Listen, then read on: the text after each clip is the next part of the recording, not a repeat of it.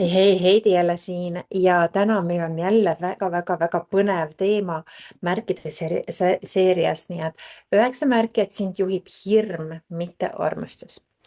Nii et üks populaarsemaid koolitusi, mis ma tegin aastaid tagasi, on selline, et hirmudest vabanemise koolitus. Ja kui ma räägin hirmudest, siis inimesed ütlevad, oo issand, et mul on nii palju hirme. Ja teine hulk inimesi ütleb, mul ei ole üldse hirme, aga tegelikult on küll hirmud. Nii et ma räägin täna selle 9 märki, et sind juhib hirm, mitte armastus. Mis siis, kui enamik sinu otsused ei põhine sellel, mida sa tahad, vaid sellel, mida sa kardad. Nii et kas sa oled olnud selles kohas, et sa teed otsuseid selle järgi, et mida sa tahad või mida ma kardan, et meie aju on selline huvitav asi, et ta liigub nende asjade poole, mis on meeldivad, on ju, ja tahab ära saada nendest halbadest asjadest, on ju, et kui mingi asi on nagu selline probleem, siis me nagu proovime seda välistada, sellepärast et see asi uuesti nii-öelda ei plahvataks, on ju. Esimene märk on siis sellest, et sind juhib hirm, mitte armastus, on see, et sa lükkad suuri otsuseid edasi.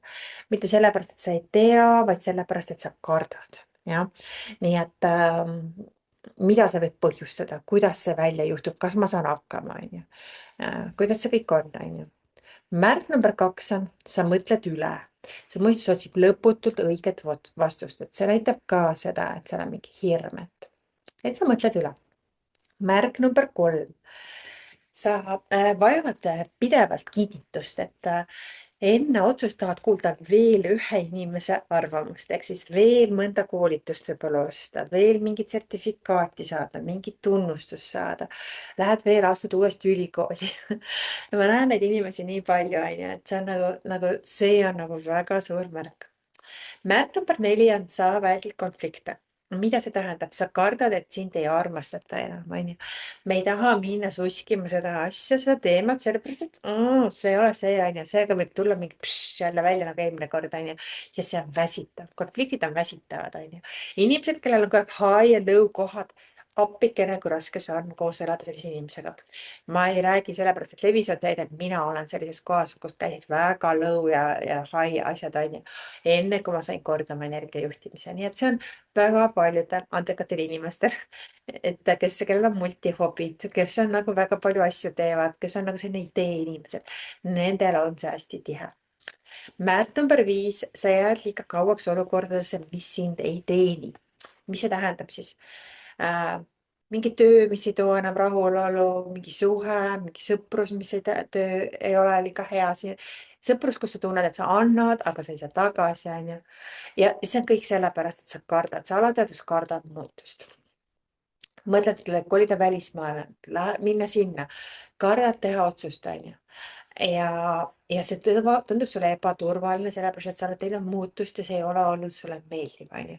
Nii et võib-olla sa oled lahku läinud oma kallimast ja pidanud kolima mingisse väikesse toanurka kuskile.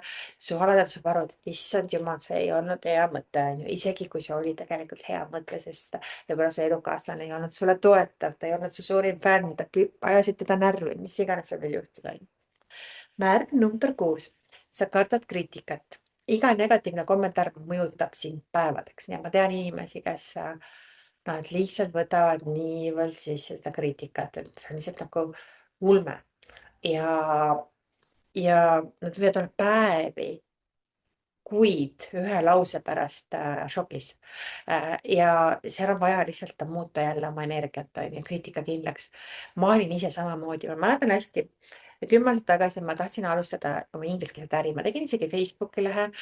Mul on seal vist 1200 jälgijat ingliskeelsel lehel praegu juba, on ju.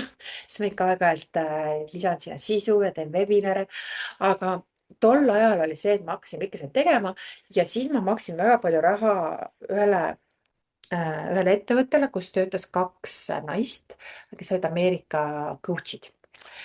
Paha lugu oli ainult see, et millest ma tookord aru ei saanud, et nad olid minu konkurendid. Nad olid ka sellised psychic-meediumid, on ju, loen energiat, teen rahablokke.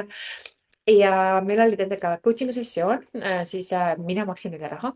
Ja mida nad mulle ütlesid ühest suust oli see, et Heidi, jää Eestisse. See on sinu klient, ära tule kuskile Ameerikasse, ära tule kuskile välismaale. Sinu klient on eestlane, on ju. Sinu inglise keel ei ole perfektne, sa räägid imeliku aktsendiga. ja mida see minu jaoks tegi, oli see, et ma ei olnud mitte päevi, ei olnud nagu lihtsalt shutdown'is, vaid aastaid. Ma pidin selleks maksma veel kordades rohkem raha, et sellest lahti saada, onju. aga ainult sellepärast, et ma kartsin kriitikat, ainult sellepärast, et ma ei väärtustanud iseenda sellisel moel nagu oleks pidanud. ja mind juhtis hirm, mitte armastus. Nii, okei, märk number 7, ma tuletan meelde, meil on 9 märki, et me oleme varsti juba siin läbi. Märk number 7, sa kardad edu, sest edu toob nähtavust. Just, lase nüüd selle natukene süübida. Märk number 8, sa kardad läbi kukkuda, seega ei alusta üldse. Märk number 9, sa kardad ennast ja see on kõikide eelnevate märkide juur. Vau, mulle nii meeldis seda sinuga siin see salvestada, seda podcast'i osa. no kus iganes sa seda vaatad, Youtube'is pane like, jaga seda Facebookis, kui sa näed seda. kui sa tunned, et keegi peab seda veel kuulma. armastustetud otsused loovad laienemist, expansion'it. hirmustatud otsused loovad kokkutõmbumist, väiksemaks olemist, onju, karbis olemist. ma loodan, et sina teed oma otsused iseenda vastu armastusest. kui sa tahad minuga töötada, siis www.heidiblumberg.ee/15 on tasuta kõne sinuga. me võime rääkida, kuidas mina saaksin sind toetada sinu eesmärkidel paremasse ellu ja loomulikult stardipunkt.ee, ära unusta seda. soovin sulle perfektset päeva ja et sa armastaksid ennast ja teeksid ennast armastavaid otsuseid täna. Tšau.